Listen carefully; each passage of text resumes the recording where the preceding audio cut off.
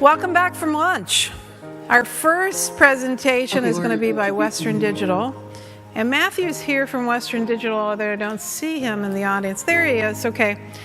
And the speaker from Western Digital is Ryan, and he is going to be coming to us through video because he couldn't make it. So we're hoping the technology works, right, guys? Okay, he's there, okay. And Ryan is going to talk about the digitization of Western Digital. And we're going to pick on Matthew for any details if we have any questions, because you won't be able to do Q&A because it's asynchronous. So let's punch Ryan into the screen, and let's talk about Western Digital. Welcome, Ryan. Great. Thank you, everybody, and sorry for the delay. My name is Ryan Inoyue, and I'm super happy to be here to represent Western Digital and share a little bit about our journey about digitization or digital transformation and opening the door to the outside world.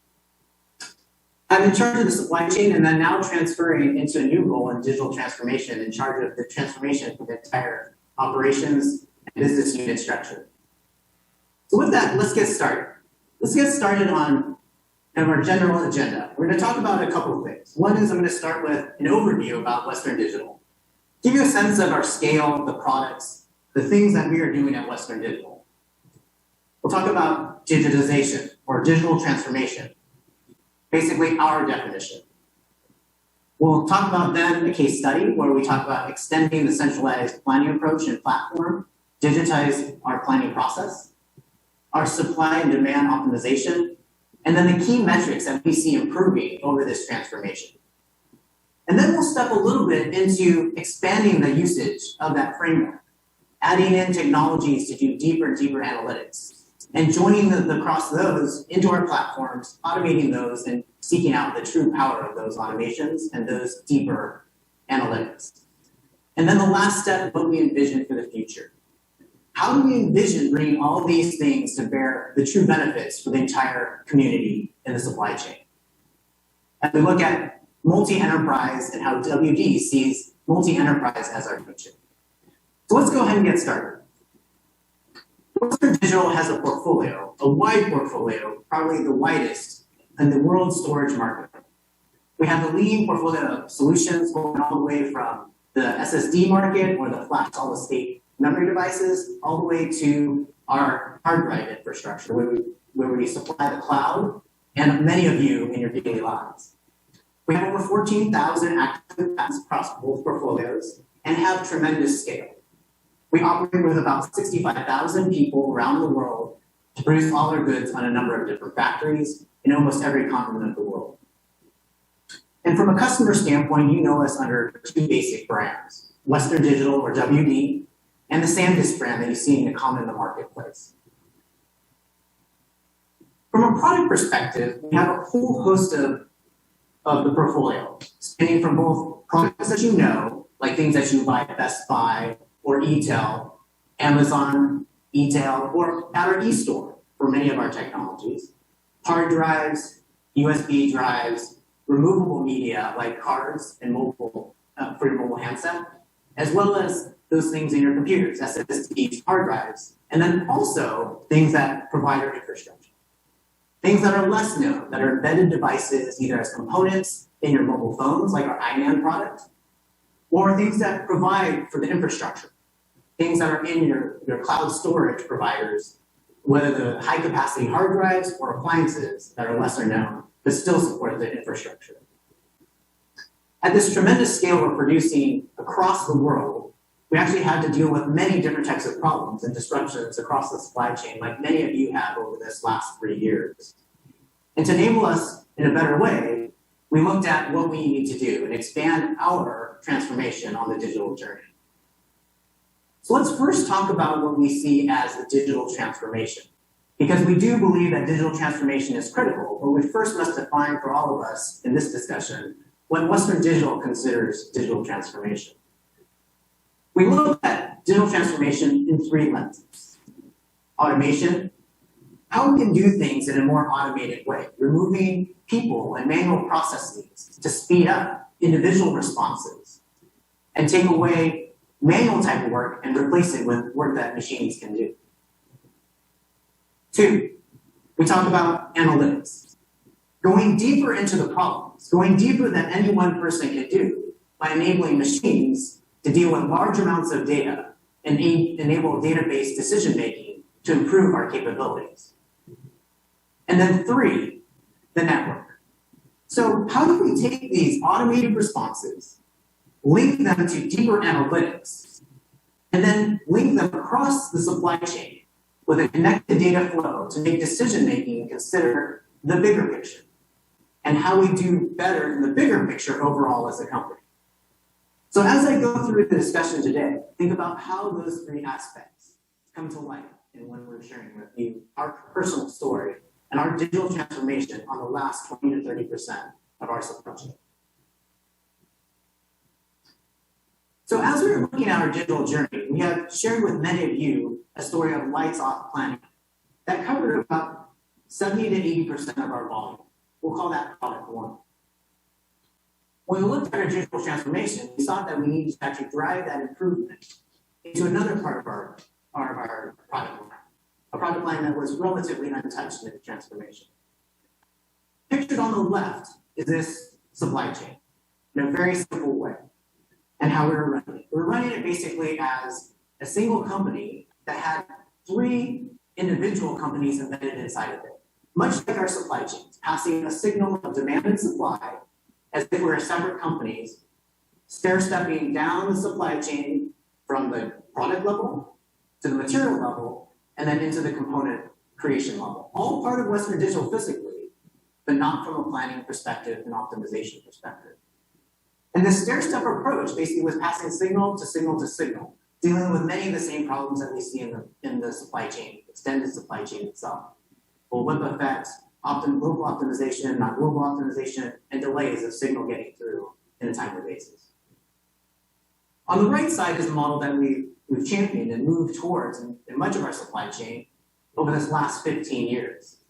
And in the last 3 to 5 years, we've actually pushed this philosophy into our remaining portion of our supply chain, the centralized planning approach, where we take one platform and do the planning all together at once, passing the signal all together at one time to every individual portion of our supply chain to improve speed, agility, and potentially accuracy and service to our customers. On the bottom, you'll see basically the metrics that we've tried to improve. We've hypothesized that we could improve our responsiveness by 7 times, remove manual efforts by taking 100% manual orchestration to about 85% automated or upwards of 85, and then looked at optimizing across the chain globally, not localized benefits. And as we take you through the journey, you'll see those come out really in the metrics, both from an accuracy, service level, and internal benefit perspective. As we look at this transformation and the central planning approach, we took a look at it from 3 lenses. As many of people shared today, those lenses include people, processes, and systems. On the people side, we looked at removing the ceiling. And what I mean by this is we took a look at the processes that people were following in this portion of the business. And they're doing a lot of things manually, and all of their time was taken about running spreadsheets and running from beginning to end on a weekly basis just to produce the bare plan. And as we looked forward, we looked at what other capabilities did we want to do? What have we been doing in the other parts of our business? How could we minimize the manual effort and become an exception-based planning machine? And essentially, we've taken many of those things that people are doing, automated, and what I would say is we were removing the ceiling, creating more time for people to do efforts that we hadn't yet gotten logic to do yet in an automated way, and providing people, offloading people with those manual efforts, and creating more time for them to do the more sophisticated problem solving, and to also create improvements in the planning process, to create more digitization, and create a positive snowball effect, improvements in other areas. 2, we looked at processes. How could we do quick scenario planning? How could we evolve our processes to incorporate higher level iterations to then take into account higher level problems and forward-looking benefits to the company? How can we operate with a single plan across the entire platform, send all at once? And how can we create a common platform of planning such that we can create scalability and flexibility with our workforce, as well as providing people with forward-looking development plans? And then last, systems. We'll show you on the next slide the enormous change that we had on systems and the benefits we've had by sunsetting many of our systems, over 10 systems to be exact, and how that has changed the landscape for both IT and our infrastructure, and actually our cost structure as well in maintaining our planning platforms. This slide represents one of those examples.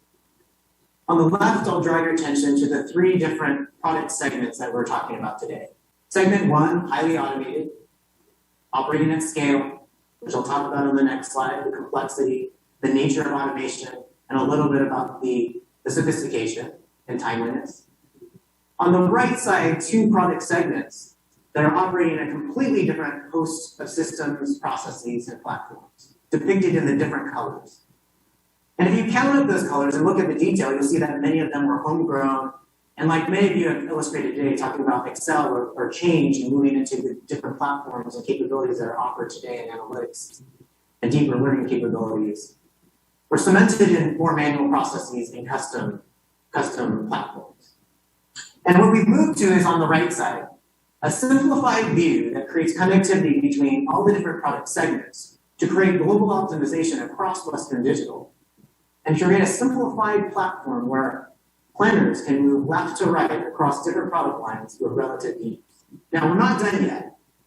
You can see in the middle we have a whole host of activities still to do, but a much clearer view of integration, scalability, and I'll show you in the next slides the capability of matching supply and demand, as well as automation in the factory and a backbone being created to connect to other systems that we have in our toolbox today. This slide is a busy slide, but I wanted to break it out to give you an idea of the scale that we are now in terms of our automation. On the top is Product Group 1. Product Group 1 represents that which we've been evolving for the last 10 to 15 years.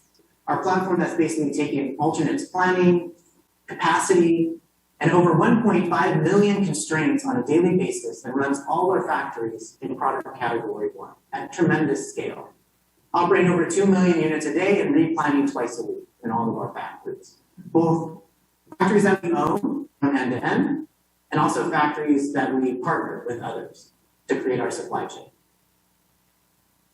Product groups 2 and 3 are those that we are evolving.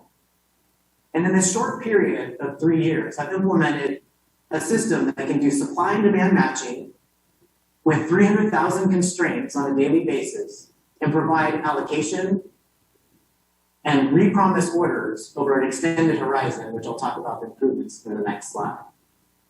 This is the start of our digitization and automation and planning, and we're going to continue that process that goes actually to another layer within our supply chain, kind of the last layer of component planning, as we call it within Western Digital. But hopefully this gives you an idea of the scale and the operation at which we're digitizing and automating to be more quick and responsive in our planning methodologies. If you look at the result of that simple automation, something that took us 3.5 to 5 years, depending on if you look at inception of idea or we look at the start of the project to completion, and looks at the results. We've actually had incredible results thus far, which really affirms our faith in digitization or digital transformation. A long time ago, we used to debate, did that 15-year journey in the first product set of products really materialize because of the digital transformation? Or did it result because of our change in our build plan strategies, or our shrinking the build plan window, or frozen fence?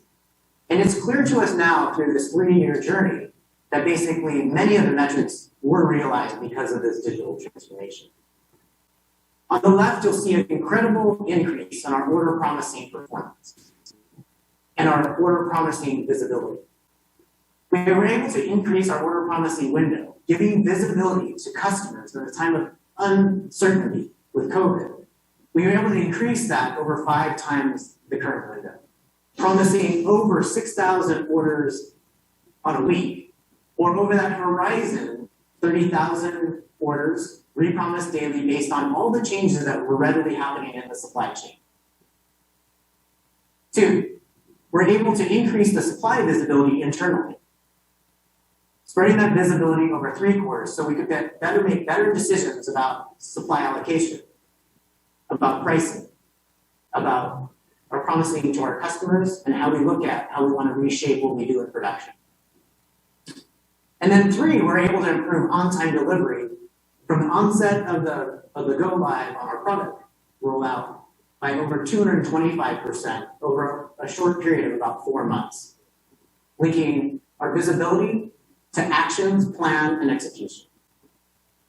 So in short, just through the digital automation, the changes in business processes, people practices, and how we looked at visibility and linking and solving those problems across the supply chain, a much better result in terms of our on-time delivery, visibility to our customers, and internal decision-making.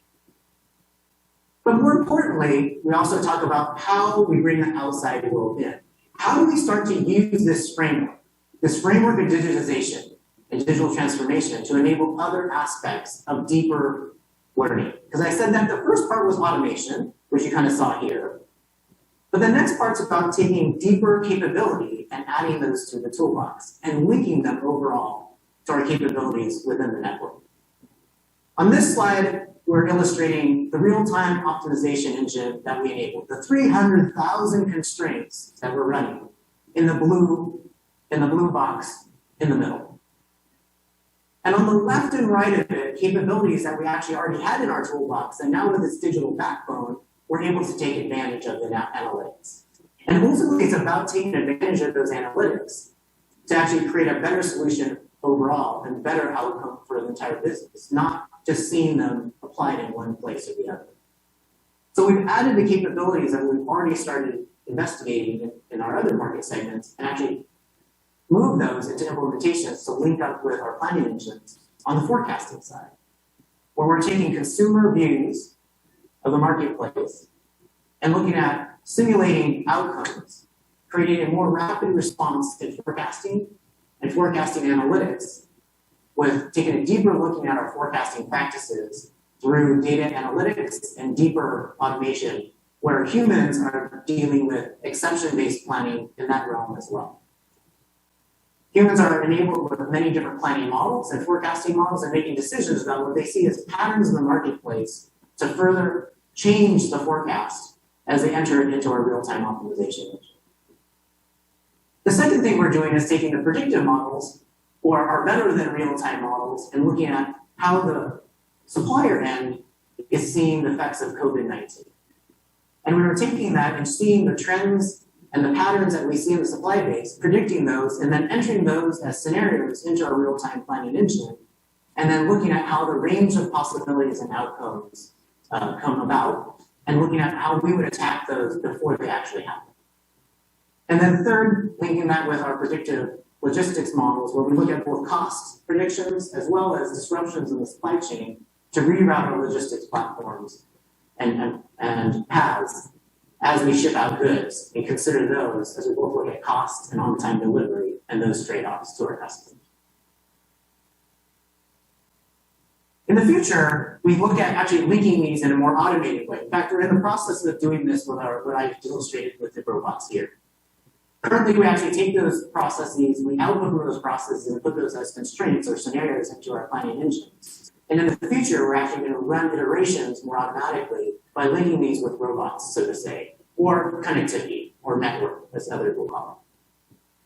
And to the right is a module that we're in the process of working on now to further the deep analytics capabilities to maximize our financial opportunities, looking at the business opportunities of allocation, optimization on revenue, profit, or strategic alignment of our products in the business space to look at what are the best financial outcomes before feeding into our planning engines and automation downstream with the factories.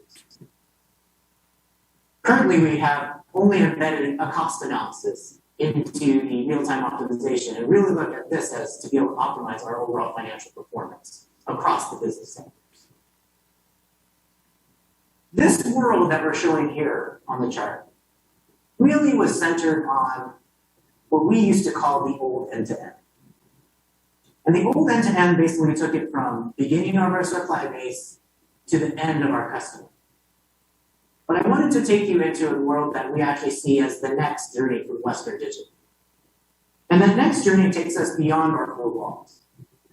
And what I talked about at the beginning, opening the door to the outside world, just begins with this part of the journey. We talked about connecting all the pieces and folding them into consideration as we go through our planning platform. But at Western Digital, we're starting to engage with others in looking at the rest of the ecosystem. How do we look at this one node that we've looked at, quote, end to end, and extend those arms further into the outside world to our partners, our suppliers, our customers, and look at a world where we can actually have a collaborative, multi-enterprise approach to optimization. If we optimize and begin that journey, and we've been following that journey to optimize within the four walls of WD, with real business output that's beneficial within our four walls, why can't we look at a world where we actually extend that optimization to go outside and share the benefits across an ecosystem, say, of the storage market, and gain real advantage across the network with our customers, our suppliers, and ourselves, and share idealistically that volume and economic benefit across the entire ecosystem? That, we believe, is the next journey for Western Digital. As we look at the overall lessons learned, we thought we'd share a few of those with you today. I think it was Clorox that shared with you the huge amounts of change management that they've seen as a need through this digital transformation. And ironically, or not ironically, coincidentally, it's the first item on my list, change management. I cannot say this enough. People actually put it forward as kind of cliche. But in our previous example of digitization, we actually did digital transformation over a 15-year period. It's frankly a more gradual change, much easier for people to get accustomed to. And what we took for granted is that people could adjust more quickly, just as quickly as our systems could in this case. And as we moved 5 times faster in this transformation, it became clear that actual change management became a bottleneck. 2, data. Now, we're a data company, so it obviously behooves me to say data is important. But data, in my mind, is the base for a strong foundation.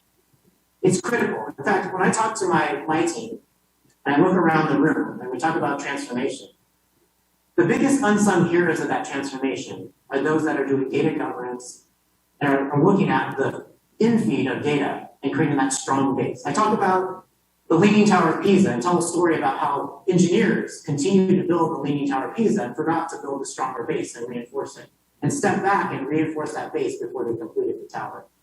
And today we all know what's happening to the Leaning Tower of Pisa. It's continuing to fall over. So we can't have that happen with our transformation at Western Digital. We have to have a strong foundation, have faith in the data, and create a strong base. And then 3, think bigger. It's clear that we don't know all that's going to happen in the world. Over this last 3 years, it's clearly shown us that. So think bigger and plan for the future, and know that you don't know all that's going to exist in the future. So make yourself flexible, agile, and adjust, and think very big. And the last 3 things that I'd like to send with you away today is some key takeaways. What are the key takeaways that we talked about in digital transformation? And what are those key takeaways that we could take away from our business case? And I think the first one is about the incredible benefits that you can have. The benefits of the digital backbone that you can create are real.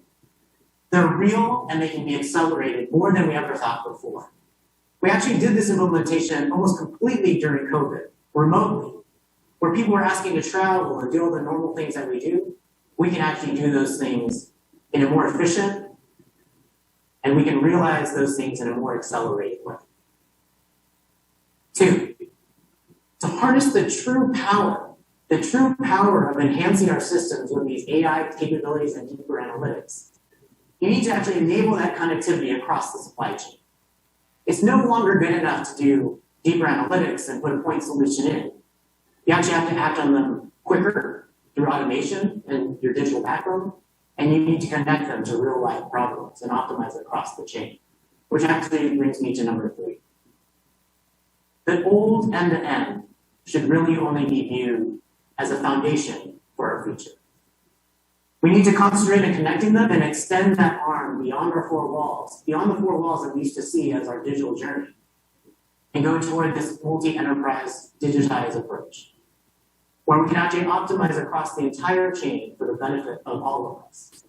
And to look at engaging and sharing those benefits so that we can actually become stronger as an industry or as an ecosystem, so we can compete better in the marketplace, provide better value for our customers, those extended customers, and actually achieve a greater point, better solutions in the supply chain. And with that, I'd like to thank you for your time today. Sorry for the hiccups at the beginning, but I'd like to open it up for questions. So we're going to have questions in the virtual, but not in the room. So if we can go back to the PowerPoint, please. So Western Digital, and I would encourage you to talk to Matthew. In fact, Regina, do you have a mic? Does anybody have a mic? Pass a mic to Matthew. Matthew, raise your hand, just so people know who you are. Okay, great.